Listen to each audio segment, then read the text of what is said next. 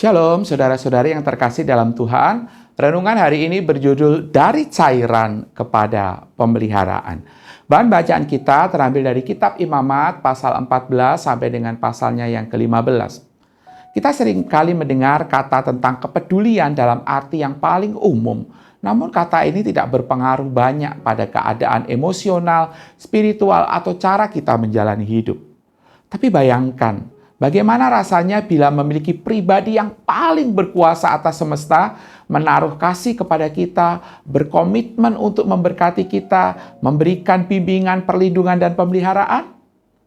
Bukankah kasih sayang seperti itu dari pribadi yang demikian akan dapat mengubah akan diri kita, cara pandang kita, hidup kita, harapan kita, impian, potensi, serta kesulitan atau beban hidup kita?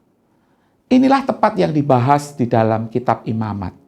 Inilah tentang Allah yang Maha Kuasa, Tuhan langit dan bumi, yang menaruh belas kasihan kepada anak-anaknya dan membuat janji untuk memberkati mereka, dan melalui mereka Dia memakai untuk memberkati bangsa-bangsa lain di bumi.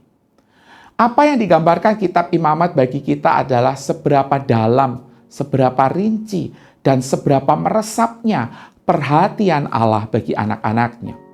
Perhatikan, rincian dan kejelasan hukum Allah bagi anak-anaknya menunjukkan seberapa besar kasih-Nya kepada mereka. Dalam hukum-hukum ini kita lihat setiap detil yang kita hadapi saat hidup di dunia yang sudah jatuh ini. Dia menciptakan kita dengan kepedulian, dan karena Dia menciptakan kita, Dia tahu persis apa yang paling kita butuhkan. Di dalam Imamat pasal yang ke-15 berisi serangkaian hukum tentang cairan yang ada di dalam tubuh. Mungkin Anda tidak tahu bahwa hal ini ada di dalam Alkitab. Atau mungkin Anda bertanya-tanya mengapa hal ini dicatat di dalam Alkitab. Mungkin Anda juga belum pernah mendengar khotbah tentang Imamat 15 yang membahas tentang berbagai macam cairan di dalam tubuh. Namun yang menarik adalah alasan di balik hukum-hukum ini dan alasan mengapa mereka dijaga untuk kita. Semuanya ini pada akhirnya mengingatkan bahwa tidak ada satu pengalaman manusia, seberapapun pribadi atau memalukan, yang berada di luar perhatian Tuhan.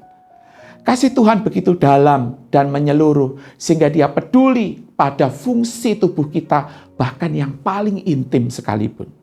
Dia tahu apa yang dialami oleh seorang pria. Dia mengerti apa yang dialami oleh seorang wanita. Dan Dia menemui setiap kita dengan kasih-Nya yang penuh. Saya sangat bersyukur atas Imamat 15 ini. Dan apa yang dikomunikasikannya tentang keunikan kasih Allah bagi anak-anaknya.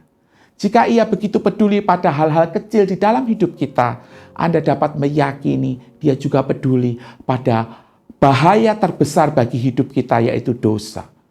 Jika Ia bekerja dalam hal-hal kecil, maka Anda dapat yakin Dia pun juga dapat menangani hal yang paling besar ketika Dia mengutus seorang yang akan menaklukkan dosa dan kematian, lalu mendamaikan kita dengan dirinya selama-lamanya.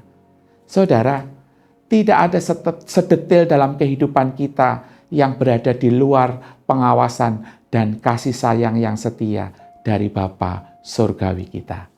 Amin.